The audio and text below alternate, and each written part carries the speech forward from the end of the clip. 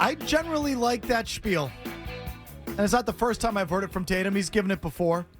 Many times, in fact. And I sort of like it. We all want him to be Anthony Edwards.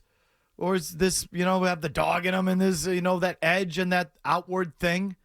And it's just not him. And was able to fully embrace that, I think, starting even a couple of years ago. That he's not going to be that. He's not going to be Kevin Garnett. I think he said that 2 years ago. Everyone wants him to be Garnett, and he's just not that. That's not who he is, and he's not going to be it. And he says that's not what makes him happy or not what brings out the best in him. And I think he articulates it well. And just purely in the post-game context of him articulating that belief, I've always been with him on that. And I've always liked that about him. And that spiel or whatever you want to call it has always hit home with me. I've liked it. Your thoughts? So I think it's one of his most endearing qualities, frankly. I think it's one of the he really comes off as saying he's comfortable in his own skin. Look, this is who I am. So, and the other thing is, I think we've also seen, I told you there was a game now, and I'm not going to remember who was against Mike, where he got into a confrontation and got into a guy's face. And then in the next 5 minutes, I felt like he was chucking nothing but cinder blocks up there. Like it clearly threw him off his game. And I thought, if that's what's going to happen, then don't go down that road. Like, because he couldn't control it. And so I thought, look, there's some sort of happy medium in there. I thought in this game, for him, at the beginning of it, I thought his defense was tenacious. And again, for him, because he doesn't express it, but he was all over Karl Anthony Towns, I thought, in the early part of that game. He was knocking the ball away from him. And Towns is a big dude. He's bigger than Tatum. And he can push Tatum out of the way if he wants. So now Towns is soft, okay? So it's not like he's the toughest guy in the league, but he's still bigger than Tatum. And his comments after the game, I thought, reflected very well on him. I thought Tatum sounded like a real – for a guy his age, he's got great self-awareness, and he's very mature. Like, I don't think that part is a stretch. That's the word that I was going to use. It's a mature, honest answer, and who you hear is who he is, or what you hear is who he is. But him having to sit there and say those things, I don't feel bad for him because he kind of brought it on himself. Who's his favorite player? Who's he been trying to emulate since he got into the league? What team did he want to play for? That player's former team before he passed. Kobe Bryant. So when you say you want to be Kobe Bryant, what comes with that is all the things Kobe Bryant, Mamba mentality, wanting to bury guys, the scowl, all of that. So when you talk that way about the guy that you want to be and who your favorite player is, people are going to expect you to be all of those things. So he kind of brought it on himself. Yeah, but I think he accepts it. Yeah. I think he says that's what comes with the territory. And I don't think he whines about the scrutiny. I think he whines that people don't think he's that people don't think he's better than he is, if that makes sense. He thinks he deserves more recognition for who he is as an NBA player. He's expressed that. But I've never heard him say the scrutiny of me is unfair.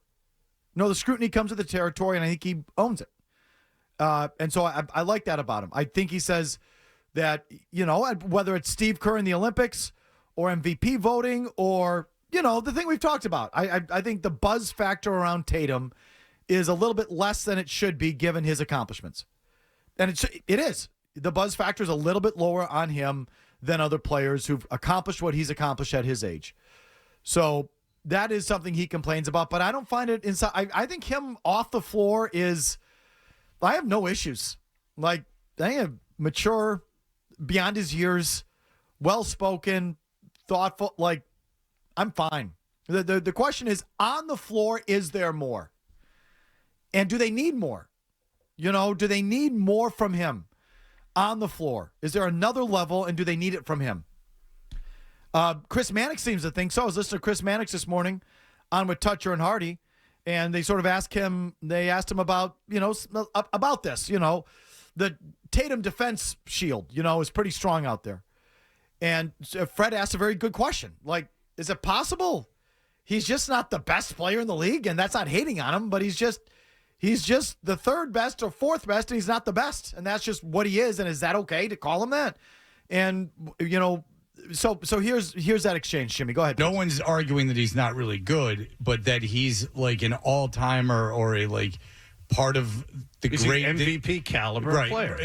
These are all valid arguments. It's not just people hating on him. You would agree they're valid arguments.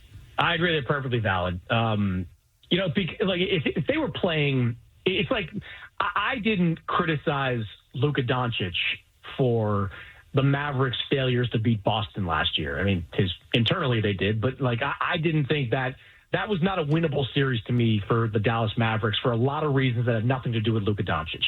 This is a winnable series for Boston, even with Porzingis playing at 25%, even with Jaylen Brown playing at 85%, even with Sam Hauser out for however long he's going to be out. This is still a very winnable series. It's only winnable, though, if Tatum plays like an MVP. If he plays like an MVP, the Celtics are going to win this series, I think, in 6 games. If he falters and has one of those 23 points on 9 of 22 shooting nights, 2 of 7 from three-point range, they're going to lose. Like, I don't think they can really survive that type of performance. So to me, this is, you don't want to say the most important series of Tatum's career because the finals was and they came up and won. But outside of that, to me, this is the defining postseason series for Jayson Tatum. So, I don't totally agree with that. I mean, to this point, is it the defining one? I mean, if he wins it, no. If he loses it, yes. And that comes with the territory too, right? If they can't get out of the second round, that's going to reflect on their best player, and it should. Do they need him to play like an MVP to beat the Knicks, Mazz? No. In fact, it's funny because as he said 9 of 22, I called up the box score. He was 8 of 20 in this last game. I mean, so I don't think he needs to be at an MVP to beat the Knicks. When they get later in the playoffs, he might. Let's see what happens, particularly in the finals. So, but the overall shooting in this last game, the 3-point shooting was much, much better. He was 5 of 9. He hit his first 5. But he missed a crap ton of shots at the rim early in this game that, frankly, I found frustrating because he's strong enough to finish those. So, but the point is to get back to the, Mannix's question. No, the Knicks aren't good enough. If he and Brown play like they did in the last game, they're plenty good enough to win this series going away. So I've heard Gasper talk about this, and I'm with him. I don't know why this is important to Celtics fans. Like, why does he need to be the best player? Like, why? If I were a Celtics fan, I would just care about the championships. And if they're the best team, by him being the best player but more of an ensemble thing, like, great. Like, isn't that more Celtic than anything, by the way? Yes. Like, what's that great stat? The Celtics have never had they've never had someone lead the league in scoring, right? Right. I don't know if that is still true, but at one point it was. It might still be true. But yes, for all their years, all their championships, all their winning, they've never had a leading scorer. Like, that's great.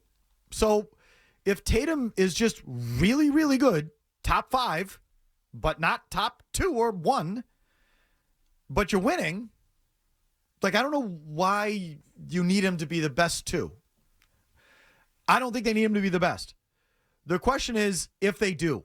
If it does come down to that, where they need, like, takeover games in the championship, not in the second round against the Bucks or the Sixers, but a takeover game in the championship to win, and he's got to be that guy. If they need that, is he that guy? If it's got to be Tatum-centric, is he that guy? I don't think they need it, so who cares? But I guess that's the question. I don't know, but I think they can. I think they should win this series with him being less than an MVP. And I think it's totally Celtic for him not to be an MVP or a leading scorer or to be just a little bit lesser than. But the team's the best. Like, great. Yeah? No. You're going to get all pissy and get your back up about Tatum, too. And by the way, they still have never had a scoring champion. That is correct. Yeah, like what a great stat, legacy stat that is for that franchise. It's great. So he's not the best player. Who cares? Or doesn't matter. Like, he has to be too?